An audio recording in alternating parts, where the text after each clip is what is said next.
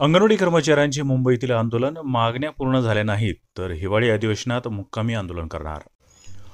बालकांच्या पोषण आणि विकासासाठी अथक परिश्रम करणाऱ्या अंगणवाडी कर्मचाऱ्यांच्या मागण्या कायम प्रलंबित आहेत.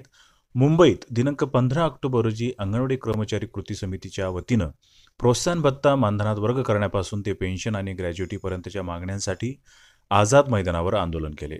मागण्या तत्काळ मान्य झाल्या नाहीत तर हिवाळी अधिवेशनात मुक्कामी आंदोलनाचा इशारा देण्यात आलाय. मुंबईतील आझाद मैदानावर मोठ्या संख्येने अंगणवाडी सेविका आणि मदतनीस एकत्र आल्या. महाराष्ट्र राज्य अंगणवाडी कर्मचारी कृती समितीच्या वतीने आयोजित या आंदोलनात सहभागी झालेल्या शेकडो कर्मचाऱ्यांनी शासनाच्या असंवेदनशील धोरणाविरोधात जोरदार घोषणाबाजी केली. यावेळी शासनाने दिलेल्या आश्वासनांची पूर्तता करा, अन्यथा येणाऱ्या हिवाळी अधिवेशनात मुंबईत मुक्कामी आंदोलन करू, असा इशारा कृती समितीचे प्रमुख निमंत्रक कॉम्रेड दिलीप उटाणे यांनी आंदोलन दिला. आंदोलकांच्या मुख्य मागण्या अशा आहेत. प्रोत्साहन भत्ता ₹2000 व 1000 विनाअट मानधनात वर्ग करा.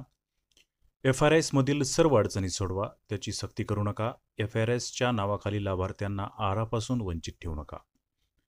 मातृवंदना आदी योजना बाह्य कामाची सक्ती करू नका. पोषण अभियानासाठी स्वतंत्र निधी द्या. मासिक पेन्शन व ग्रॅज्युटी लागू करण्याच्या आश्वासनाची ताबडतोब पूर्तता करा आणि लाडकी बहीणचे अर्ज भरण्याचा मोबदला पूर्ण द्या.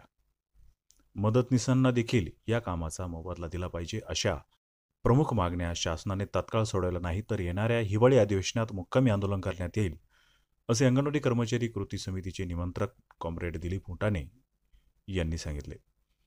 यावेळी शुभा शमीम, राजेश सिंग, भगवान देशमुख, सुवर्णा तळेकर, नितीन पवार, सुजाता रणनवरे, अरमाईटी इराणी, अर्चना अहिरकर यांनी मार्गदर्शन केले.